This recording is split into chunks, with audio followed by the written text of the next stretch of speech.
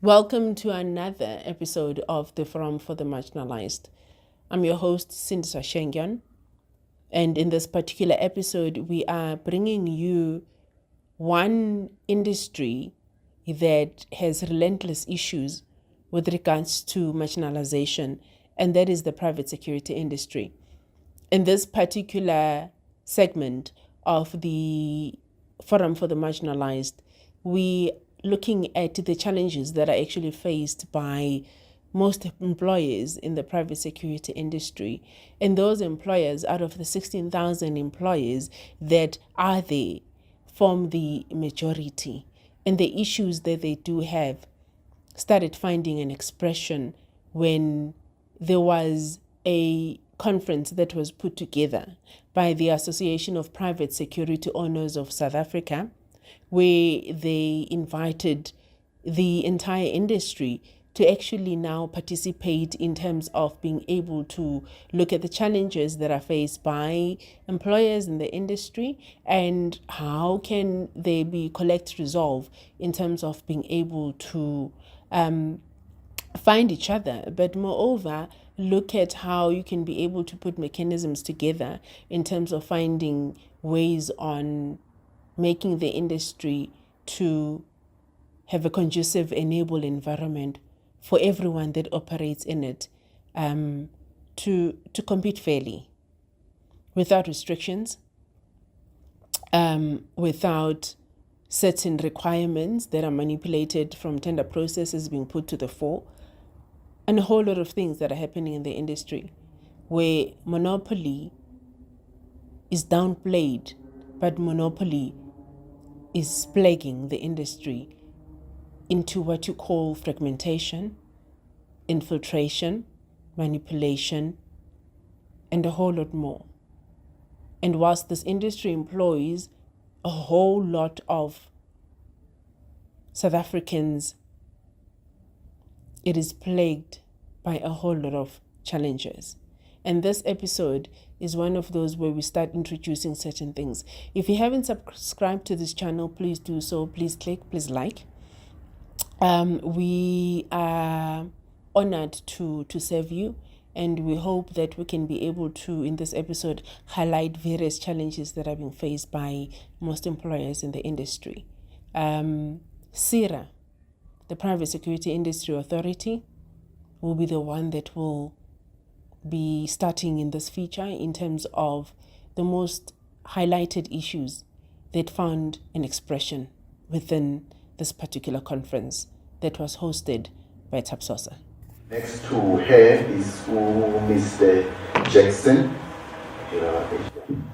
Jackson, he's our national coordinator. Next to him is our Max. Victor Mambila is our SG. Next to him, we've got Uba Bulelwa Saliwa, is our deputy president. And we've got our president, Mr. Joseph Mapalapat, and the program director. Thank you. Maybe before we open the floor there, one, we just want to emphasize on these issues, particularly on the issue of challenges that we are facing as the industry. As TAPSOSA, we have put up a very big fight with all the agencies, including our own regulatory body, by the way. We are friends today, tomorrow we are not friends. So, and they know that we would now and then take up these issues in a very robust way, because we want to make sure that, as we indicated before, we level the playing field. Now, when we are here to take the mandate from you as our members, but also to draw some form of a support from yourselves, because we cannot win this war alone without your support. One would like to indicate the issue of the legal fight that we have put, that we are fighting with the Bargaining Council. It's a very serious matter that is there, winnable, and we think that is going to be a historic victory for us, and that would change the status quo in the industry. However, we still call for the support of yourselves as our members. We still say, please, let us not give up. We know that it has been a while from 2020 trying to challenge this thing, and with no court dates. But there are reasons on that. We've been sabotaged several times, even by people that are supposed to be representing us on this case. But all we did was, because we determined, we knew that we had a very strong case. We thought, let's not hang in there, let's fight.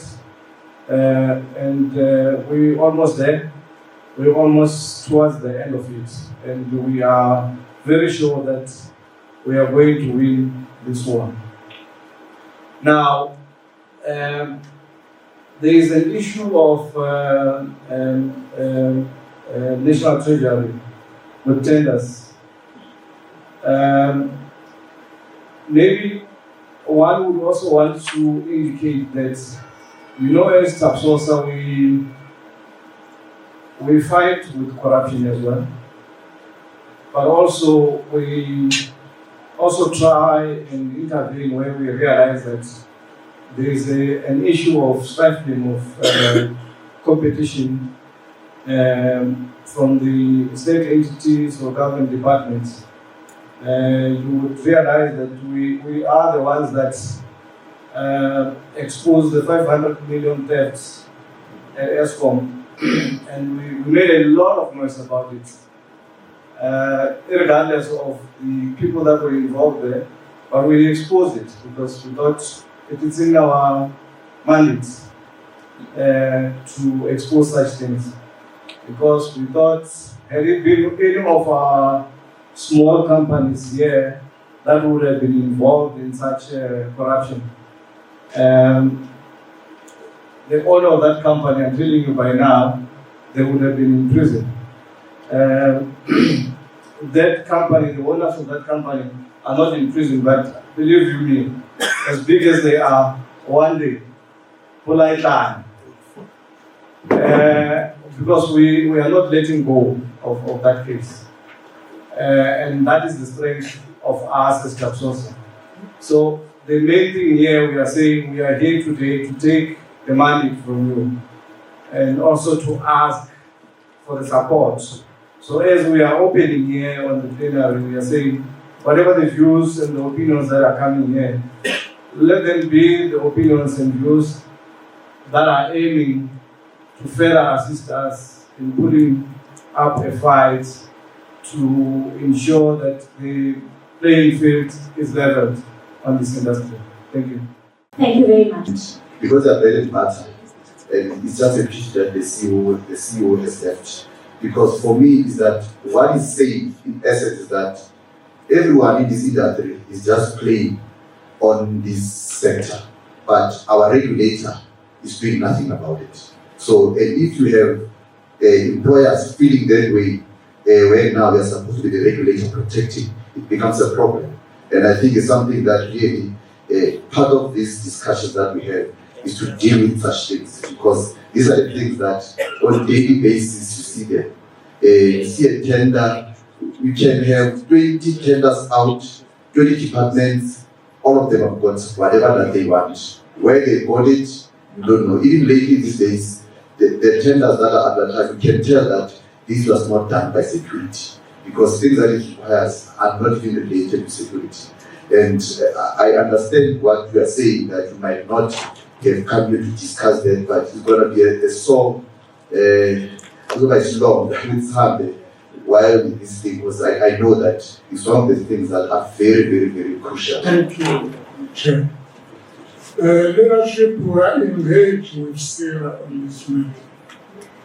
We took it as TAPSOSA because when we check Section 35, subsection P of the PSSPF Act, it says SERA, through a regulation by the minister, may publish an information that the service providers must provide to consumers or potential consumers. And you then check any other of the others that their conditions are put on tender. They are not having those requirements. So the last meeting we had with SERA and the National Treasury, the director then suggested that SERA will then take this matter to court to get a direction on this matter. Because we have been engaging National Treasury, a number of institutions who have been in provinces engaging the governments on these matters. But the SERA has been also writing letters to all tenders that have these issues to direct them that only PSSPF can direct what the requirement should be with tenders. Some of those have ignored them, not talking on their behalf, but we have been talking on this issue. I think if the director was here to give an update to that court matter, because this thing that is raised is a very serious issue that affects the industry. More especially now, it has been used as part of the monopoly of the industry to stifle the competition completely. So it is urgent for SERA to take the matter in court, but we'll also be dealing with it in our... Secondly, I think the concerns that are raised are quite legitimate, but I am just concerned about the forum here, if we were here to address those issues. Secondly, the issue of institutions putting extra requirements for the tenders, we are dealing with that issue. We are aware that there are problems there. There is an internal committee that has been appointed, and I think TAPSOSA can bear evidence to that. There is SASA and SANSIA. We've been having engagements to try and deal with some of the issues that have been raised. I will not address them each, but we are dealing with those two, having engagements to see how we can deal with institutions, because the requirements for SERA are standard, and if institutions are putting other requirements, that goes to other issues in terms of what has been said, dealing or regulating competition. SERA isn't part of that. Of wanting to companies to bring the quality management system,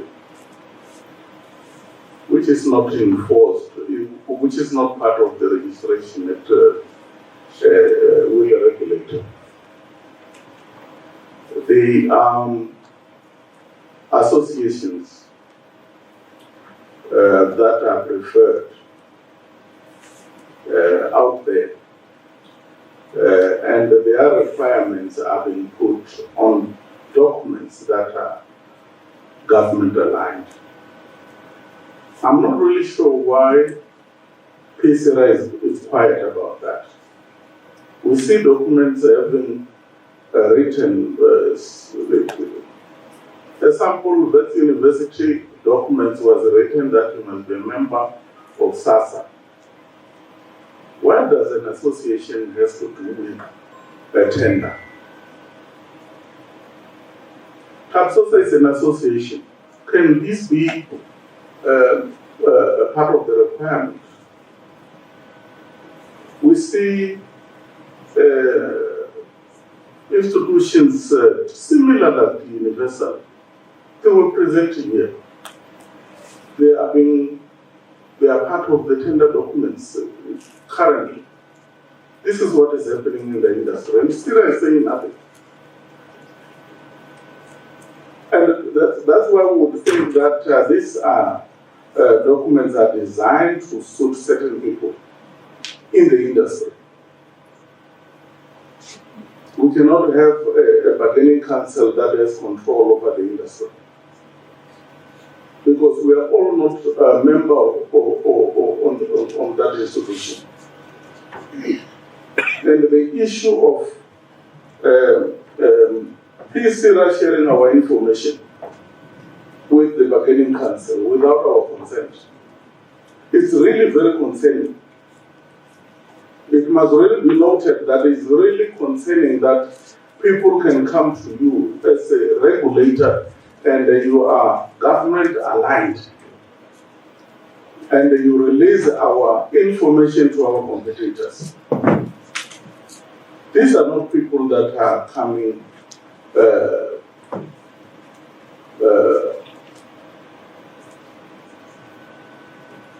protecting the industry as they indicated. No, they want to isolate us. They want to take us out of the market. It is their idea. I am basically saying that this must stop. Then we must move on together, working with Sarah in harmony. Otherwise, TAPSOSA, we must start taking a stand, because whatever we're saying is just like a rhetoric. We must start taking a stand and say, no, we are not going to allow them to continue doing this. We are forced to join them. But when it's time for you to get a letter of good standing, you don't get it. They wait for a project to close, then they give you this letter of good standing. But when you request it on time, they don't give it to you. So they are controlling competition. And it must stop. And the only institution that we trust. The question that I want to respond to is the one that relates to tender processes. The issue started a long time ago as the panel member spoke about it. The challenge that we are having is competing legislation, where you have procurement legislation that are owned by National Treasury, and also competing legislation, CIRA Act, where you have compliance issues. But when we started this, we engaged National Treasury so that all, especially public entities that are audited by Auditor General, can be audited in terms of, they normally, in terms of SEM processes, they will produce guidelines where Auditor General can audit if the tender has been shaped to I want to use the word where you know that you want to hire Matu, you will say a short line person should qualify. So we want to eliminate such where you, because it's there in the national, in the procurement regulation, where you are not allowed to mention. I'll give you an example where you speak about the laptops. You cannot say, I want a Dell. But I think it's something that we should start again, because we started, we wanted a practice note published. Especially, it's not only this one, we can address the one where they put, you must belong to TAPSOSA or any other thing. There are other issues that are put in the tender that will, it's not that only one only. Where you look at, I think in the last meeting where I was here, we spoke about it, where we talk about the pricing strategies, where procurement as per national treasury takes precedent, where the cheapest win the tender. But the cheapest is not always a compliant supplier in terms of the security laws. I would want make an example of if you have a guard, you cannot say my tender price is 5,000. Once you say 5,000, you'll get the tender, but you will not be able to comply with statutory, you will even underpay your security officers. Those are some of the things that we took to National Treasury, but I think it's something, I think based on this, we will have to give you timelines on when we will address such. And the other issue that was mentioned by a member there in terms of the capacity, I'm not gonna say we are a small entity. We are a self-funded entity. We've got limited capacity. However, what we have done, we've got a hybrid risk-based model where, for an example, the tender that was mentioned by a member there, immediately we would ask our law enforcement to go and investigate, if possible, stop it. So what is good about this industry, it's self-regulated. I'm at home when I'm working at Beachwood Hotel, and when I see a member next door, if I found out that the member is not registered, it's always escalated to us, and immediately we intervene. We know we are not a big organization, especially in terms of the inspectorate, but we try to use a risk-based model where we put our ears on the ground. Yes, somewhere, somehow, we are not able to meet all the needs or address all the needs for the industry, but we try using the risk-based model to address such capacity constraint. My leadership is to appeal to you here. And SERA cannot do it alone. There are structures that SERA has established across all provinces. The only province that did not have was Northwest and Northern Cape. But in the meeting yesterday, we had with SERA, we have agreed to establish those provincial compliance structures. What you have in those structures, Abo PRASA, Abo Transnet, they participate in those structures, and other government departments. The challenge of us not participating is that those that participate, there's unions involved, there's these other associations that are involved. They discuss these issues, they make a decision in that structure to say this is how we are going to go on the issue of tenders. So companies like Oversaturation that attend, they take decisions from those structures and then implement them. And only at the time that they implement, we then start to challenge. But they will always say it is only TAPSOSA. Majority of the industry, because they don't know the dynamics in terms of the membership. They know the parties that participate. They will say majority of the industry want us to do this. We wrote to all the premiers. We were only afforded an opportunity by the Western Cape government through the provincial treasury. They reported on this issue, and unfortunately in that meeting, they then said we did not agree with the requirement. We had to write to SERA to ask if SERA must implement this requirement.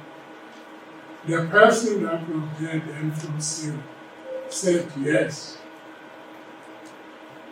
Then they communicated that to all their provincial offices to say you must include this requirement in the tender.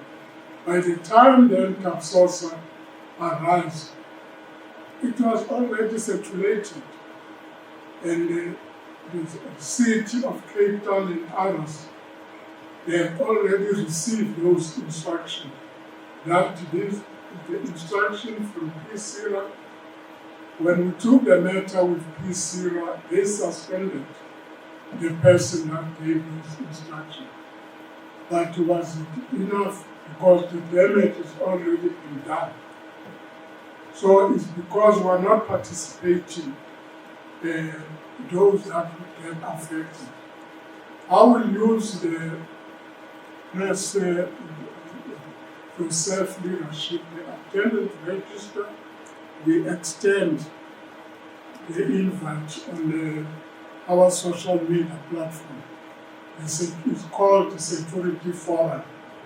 We speak to employers, not only TAPSOSA, so that we bring awareness on these issues, so that your participation is not seen only the few that are sitting here participating, because they end up being accused that now you are raising these issues because you only want this tender for yourself.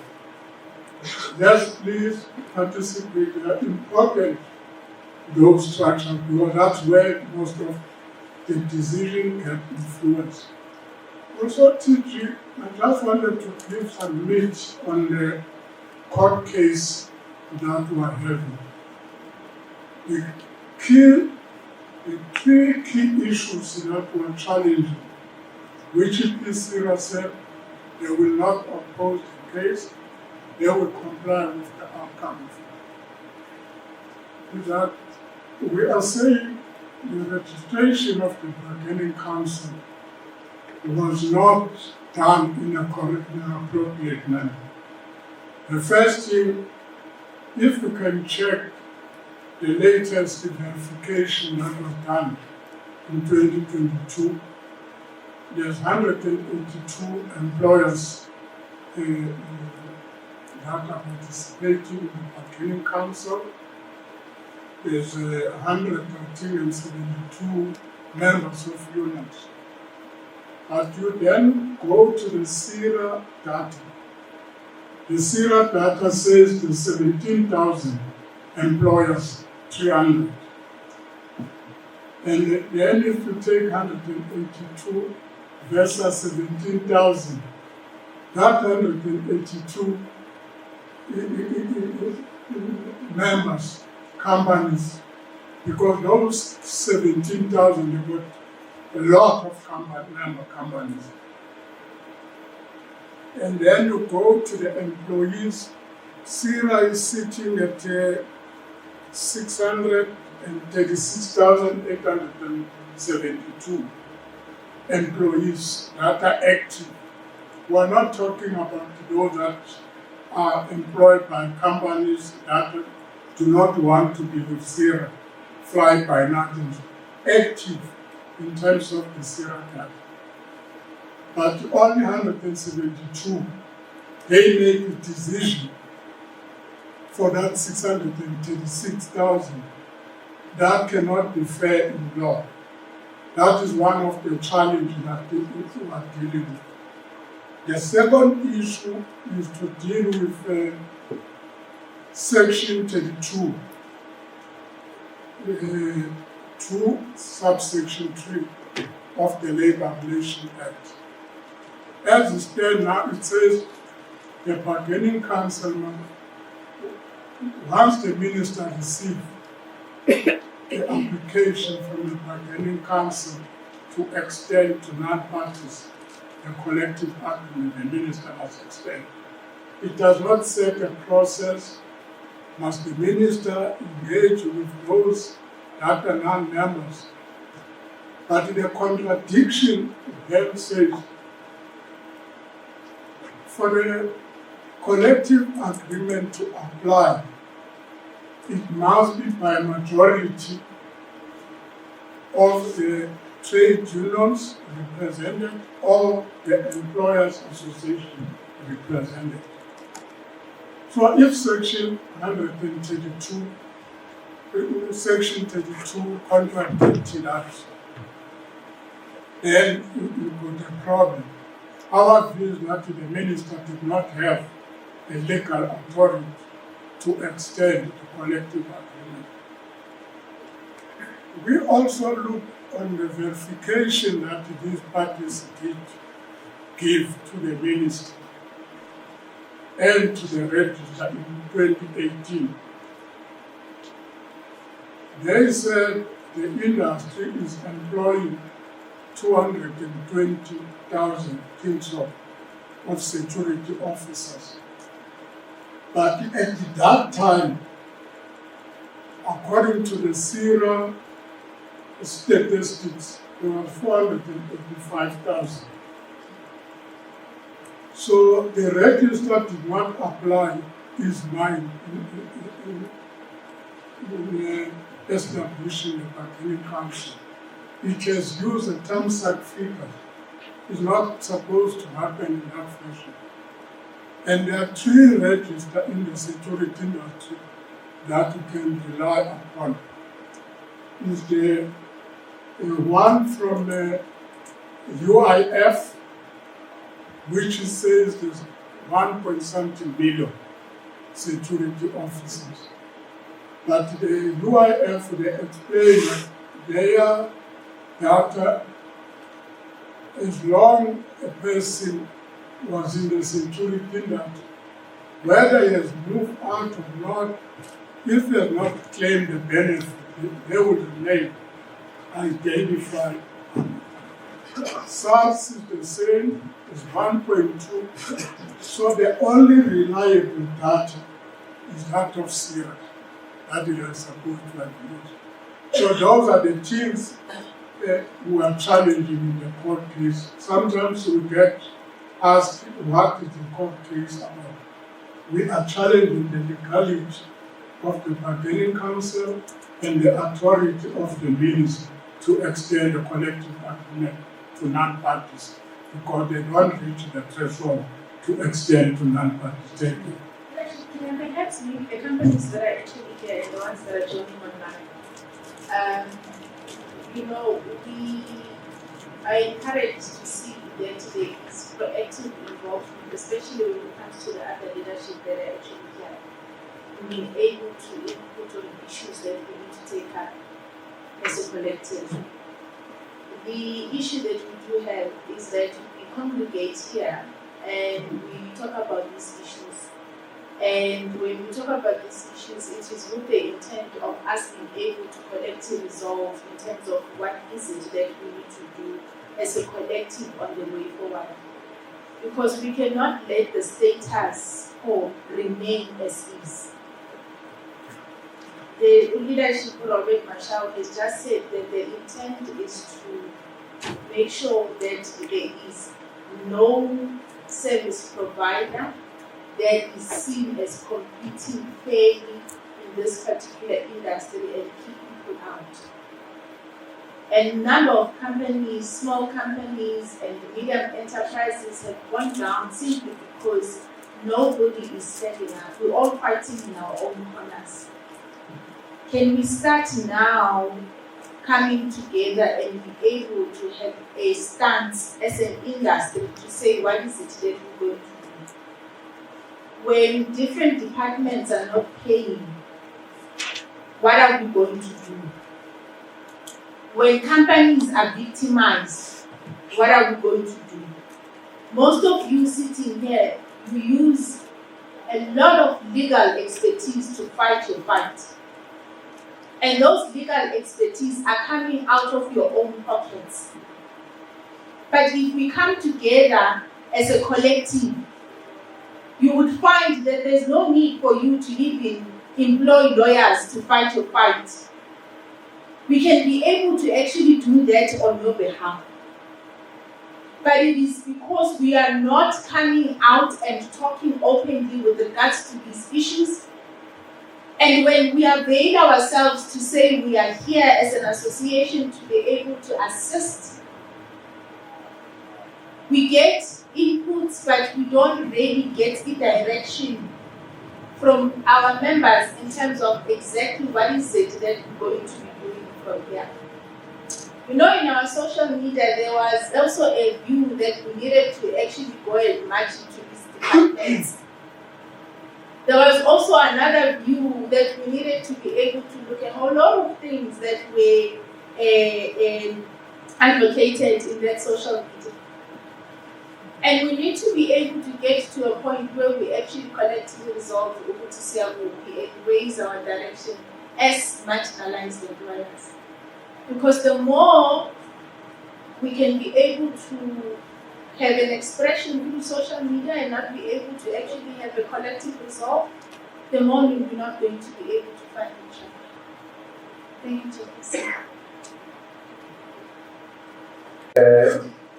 I think I addressed a lot of this in my previous questions. And I put to Sarah, if you heard what they said, especially what the CFO said, she said it will be seen as interfering in the tendering system or in the procurement system. But I beg to differ. They are running away from their responsibility. These circulars that I was talking about, they used to send them to departments. And they were used to follow suit. You get instruction like that, called circular in the department, you implement it as is. Why is this management now changing the two? I'm not really sure, but I think our submission should have, and they must also give us proof. Our submission to PSERA should must give them also timelines when dealing with these issues. They must start communicating what SERA require. If need be, let's engage everyone through regulation. They are very good at drafting regulation. You have seen them put over 10 regulations at once that they are working on. So let's also put these kind of requirements, because maybe they will block these people from doing what they're doing. Thank you, Director. If you allow me, I sort of like have a very passionate interest on the second question, because I almost thought you might close it if nobody stands up and there won't be an opportunity. If you allow me to address the second one. How do we collectively advance and defend the interest of the industry from manipulation, victimization, and decisions? I think it's almost sort of like a suggestion, if it will be accepted by all in attendance. There's two sayings that will define this suggestion. One of which is there's a saying that says unity is strength, and another one which I'm personally fond of is nothing about us without us, as it were. So whilst we have provincial structures throughout South Africa, but we should also, I also wanted to bring to the fore the reality that there is also like-minded parallel associations that exist, which are obviously fighting the same fight as we are, but we are fighting them in polarized setups and structures. I know of one in KZN called IPSA. It's sort of like aligned with the interests that we stand for and that we're pushing, and obviously the mandate we've given to our national leadership. However, if their strength or their resources being 50% and our resources and our strength being 50%, and we are fighting a common enemy, I would like to believe that we'll get ahead quicker and further if we sort of like have partnership discussions, or because I know again there's another one in Eastern Cape, I forget the acronym, and the assumption then therefore is perhaps there are other formations throughout South Africa that are also marginalized and taken advantage of, which would then put them in the same space as us. So the question is, how do we collectively advance and defend the interest of the industry from manipulation, victimization, and divisions? I think the answer is embedded on the question to say let's attack the divisions and find unity in strength of the resources and the fights that we are fighting. I may be speaking maybe ahead of myself, national leadership. Perhaps those conversations are already on the table, but I just wanted to cement that idea that should it be on the table, let's advance them, man, and come together in large numbers and common interests.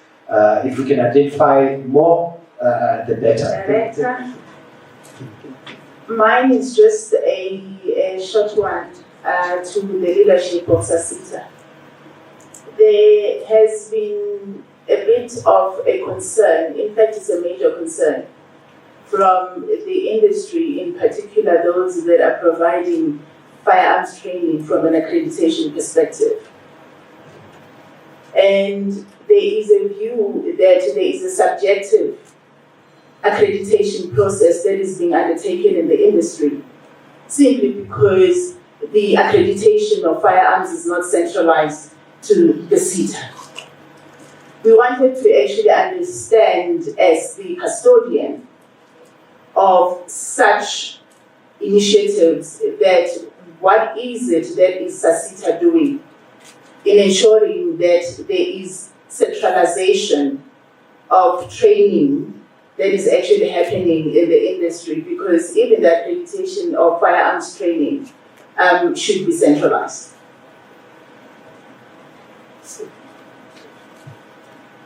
My colleague is also saying that including the accreditation of surveillance and other specialized equipment, because it's having a serious problem, because that subjective accreditation process is hindering a lot of players from then being able to actually provide the services that they actually need to provide. And secondly, that there's more marginalized employers that are coming into the space and are not even finding an expression thereof in terms of them being able to actually do business. So we wanted to actually establish with regards to that particular process where SASITA stands. I was itching to make an announcement about that. I didn't want to go there. We have made significant strides. The meeting I was speaking to that I was in the morning is the development of the occupational skills program for the shotgun, for private use and for business use. We developed an occupational skills program for handgun, for private and for business use. It was registered by the QCTO last week. So our fight of August last year, we did win. It was registered last week. So anyone in the country can apply now to the QCTO if they want to deliver firearm training. There is no marginalization. The QCTO will send that application to us as SASITA, and then we will process that application. If they meet the requirements, they will become accredited and they will be free to train on handgun. That's the only one that's registered now. It's handgun for business use and handgun for private use. Today and tomorrow we're developing shotgun for private use and business use, and in July we will do rifle, self-loading the rifle and cover it. So we are moving. We have the support of the South African Police Services. We do have a letter of support, so we've done a lot of homework over the past few months. We have a letter of support. We have the QCTO support. Yes, there was a time when QCTO was newly formed and there were people put into the board of QCTO who didn't understand some of these dynamics, and that is how whatever happened, happened. But definitely we're in the process of fixing everything that went wrong with the QCTO and the South African Police Services, because basically the South African Police Services is a lead role here when it comes to firearm training. So we are working very closely with the CFR, with the ETD standard setting of the South African Police Services, the QCTO, and all of the relevant stakeholders to develop these new skills programs so that anyone who wants to train on them will just apply to the QCTO. I want to start with what is very important for me first, President, and that is the payment of skills development leaders. We want to acknowledge TAPSOSA members who are committed to ensuring that skills development leaders are paid, and we encourage those that are paying and are required by law to pay to start paying their leaders so that they can be beneficiaries of the grants that we offer as required by law. We request our stakeholders to continue submitting their work skills plans and annual training reports, because those provide us with the right intelligence for labor and is also a gateway to accessing the grants that we offer. We confirm to you again the extension of the learner registrations for the qualifications that we have been granted extension on. My colleagues again sitting at the table can share with you what those qualifications are and how that extension process works. We again remind you, the stakeholders, that the enrollment cut-off date for the extended qualifications is 30th June 2026. That is less than 12 months from now. And we plead with you to continuously take this opportunity, make the best out of it so that we are not confronted with challenges, and wish all of us a full engagement. As I close, I will call then Ms. Amot to the stage to come and deal with the technical aspect of this presentation. I will just leave the floor. Thank you. Good morning, ladies and gentlemen, the leadership of TAPSOSA.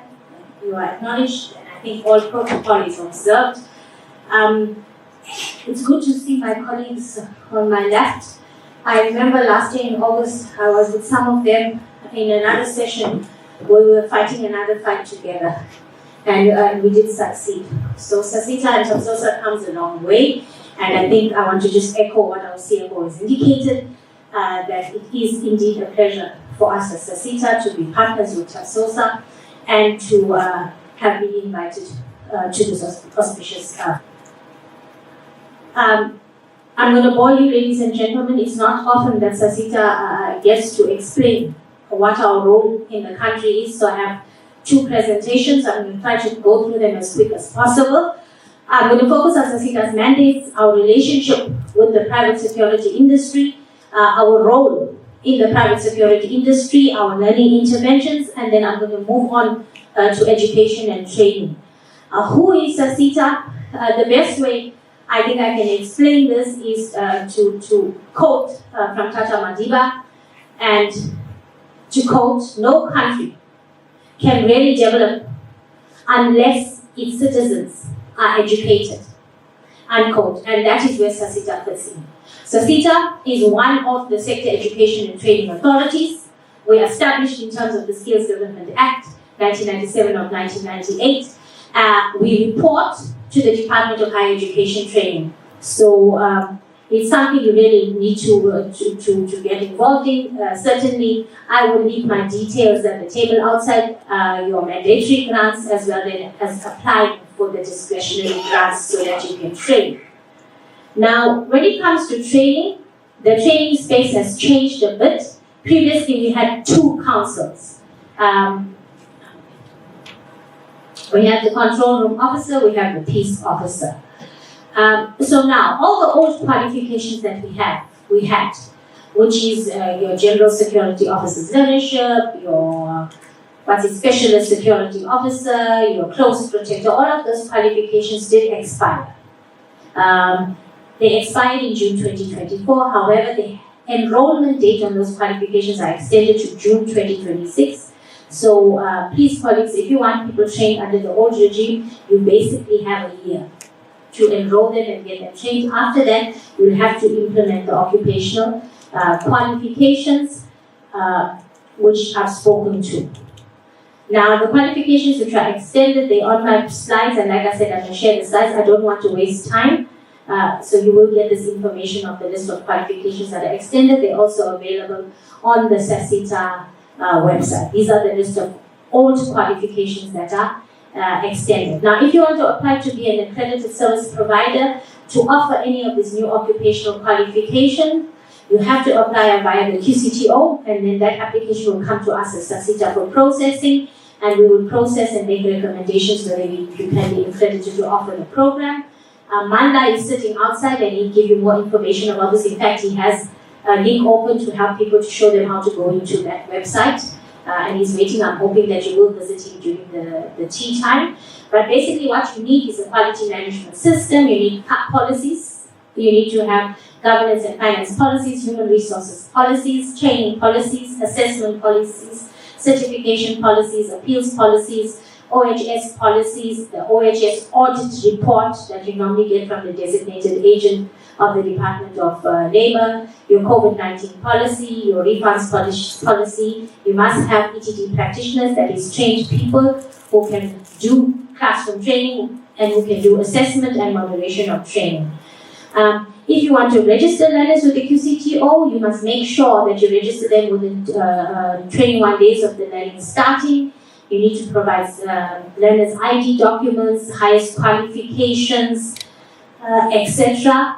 The curriculum document, which is openly available on the QCTO website of every occupational qualification that is there, specifies the enrollment requirements.